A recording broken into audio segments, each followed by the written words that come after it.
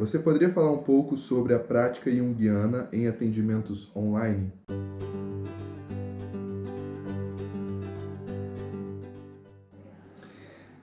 Olha, os atendimentos online são uma realidade que eu acho que não dá para a gente imaginar voltar atrás.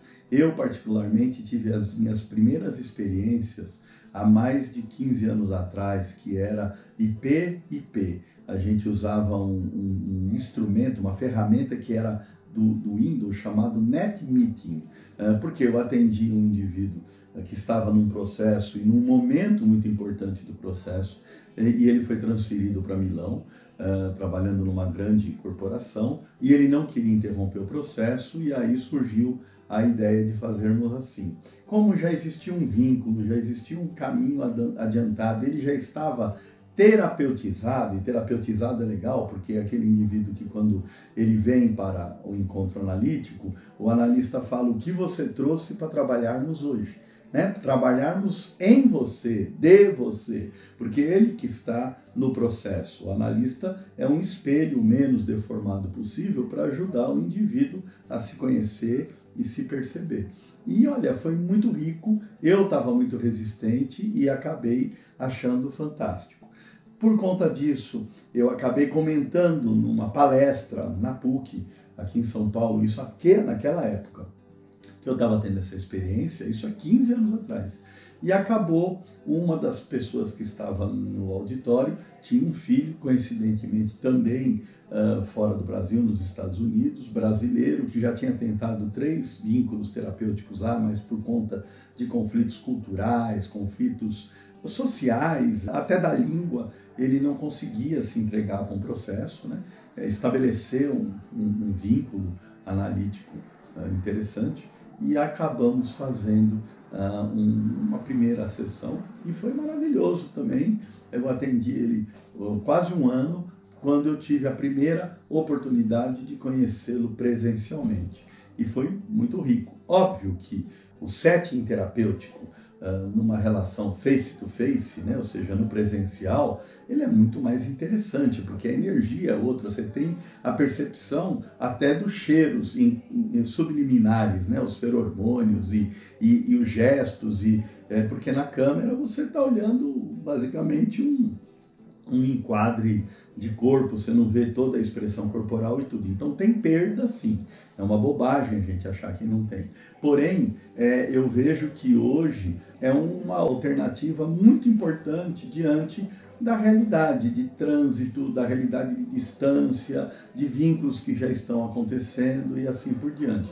Tanto é que na própria formação de membro analista do IGEP, como nós temos alunos em Brasília, no Rio, fora de São Paulo, e a grande maioria dos analistas de dados estão aqui, a gente acabou contemplando essa alternativa parcialmente, ou seja, é obrigatório ter uma quantidade de terapia presencial, mas também é possível você complementar as horas com terapias online. E eu acredito que no futuro bem breve a gente já vai ter uma realidade tridimensional, um holograma, e aí a gente nem vai mais saber se está presencial ou se está virtual. Eu acho que esse é um futuro que não volta mais.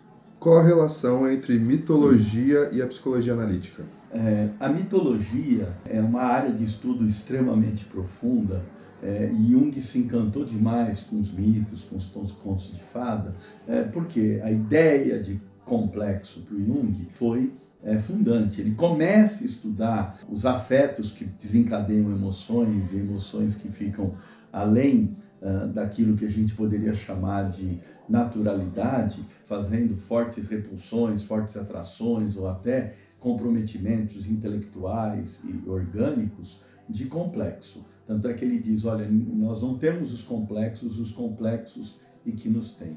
E os complexos, eles fazem parte tanto do inconsciente pessoal quanto do inconsciente coletivo.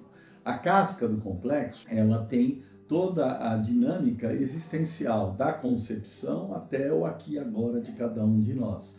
Na casca do complexo tem os conteúdos reprimidos, os traumas, os dramas, as alegrias, as tristezas, as conquistas, tem a história de vida provocando redes de associação, temáticas de aprendizado, de repetição, hábitos e vários tipos de manias e medos e construtos adaptativos, tanto para as demandas internas quanto para as demandas externas.